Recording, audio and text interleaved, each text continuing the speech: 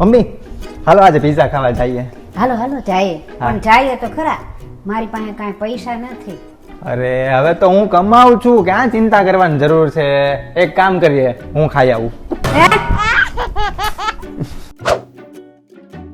જો તારા કપડામાં કેવી લાગુ છે? એકદમ ડોલ લાગુ છું ને? ઢોલ લાગે છે. શું બોલ્યા? અરે ડોલ ડોલ કહું છું, ડોલ ઢીંગલી ડોલ લાગે. શું કરો છો? દેખાતો નથી, નોકરી જ થાક્યા પાક્યા ઘણી વાર હૂતો છું. એક વાત પૂછું? હા શાહજહાએ મુમતાઝ મર્યા પછી તેના માટે તાજમહેલ બંધાયો, તો તમે મારા માટે શું બંધાવશો? તું મરી જાય ને પછી ઓલા શું કે ભોળાભાઈ ની દુકાનેથી હું 3 ટાઈમ નું ટિફિન બંધાઈ લઈ.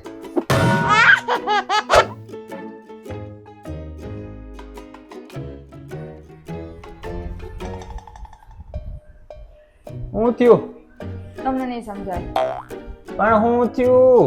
નહીં સમજાય તમને? પણ કે તો ખબર પડે ને હું થયું, બોલ જલ્દી. 100 રૂપિયા બચાવવા માટે હું 5 કિલોમીટર ચાલીને આવી, તો તો 100 રૂપિયા જ ખોવાઈ ગયા.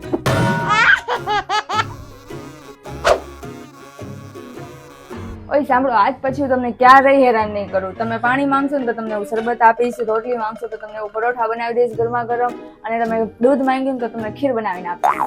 સીધે સીધું ભાઈ કહી દે ને કે જે હું કહી તો નહીં જ થાય કોઈ દી આ ઘરમાં.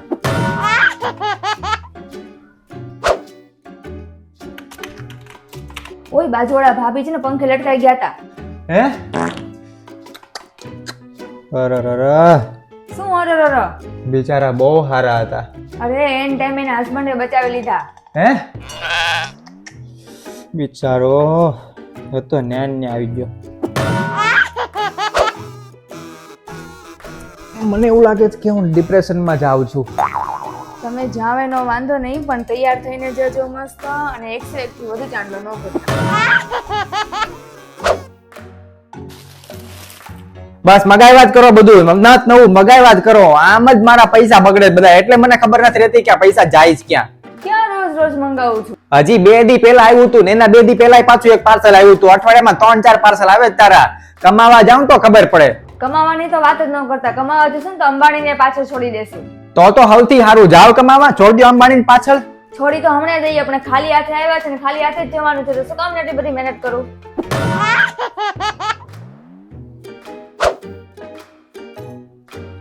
ઓય આમ જો ન્યૂઝમાં આવ્યું છે, એક દાદાએ 71 વર્ષે લગ્ન કર્યા. ડોહો છેલ્લે છેલ્લે હલવાનો.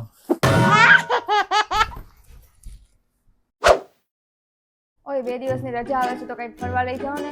લઈ જા ને, કેટલું કેસ તો. પણ ક્યાં લઈ જાવ? સ્મશાનમાં. એ કઈ ફરવાની જગ્યા છે? માણસો મરી જાય છે ત્યાં જવા માટે.